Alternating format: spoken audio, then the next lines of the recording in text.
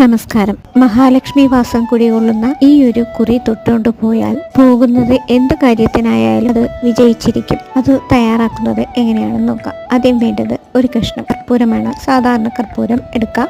അതുപോലെ അതിൻ്റെ കൂട്ടത്തിൽ 2 ഏലക്കയും ഒരു ചെറിയ കഷ്ണം പച്ചക്കർപ്പൂരം, അത് അങ്ങാടി മരുന്ന് കടയിൽ കിട്ടും. പിന്നെ ജാതിപത്രി എന്ന് പറയും, ജാതിക്കയുടെ തോല്. ഇതും പച്ചക്കർപ്പൂരത്തിനെ പോലെ അങ്ങാടി മരുന്ന് കടയിൽ കിട്ടുന്നതാണ്. ഒരു ചെറിയ ഇടികല്ലിലിട്ട് നന്നായിട്ട് ഒന്ന് പൊടിച്ച് എടുത്തതിന് ശേഷം അതൊരു മൺവിളക്കിൽ വെച്ച് നന്നായിട്ടൊന്ന് കത്തിച്ചെടുക്കണം. കത്തിച്ച് കരിയായി തീരുമ്പോൾ അത് ഒരു ചെറിയ പാത്രത്തിലേക്ക് മാറ്റി അതിൽ നെയ്യൊഴിച്ച് നന്നായിട്ട് ഊണുകൊണ്ട് ഇളക്കി നല്ല കുഴമ്പ് രൂപത്തിലാക്കി ഒരു പാത്രത്തിലാക്കി വയ്ക്കുക.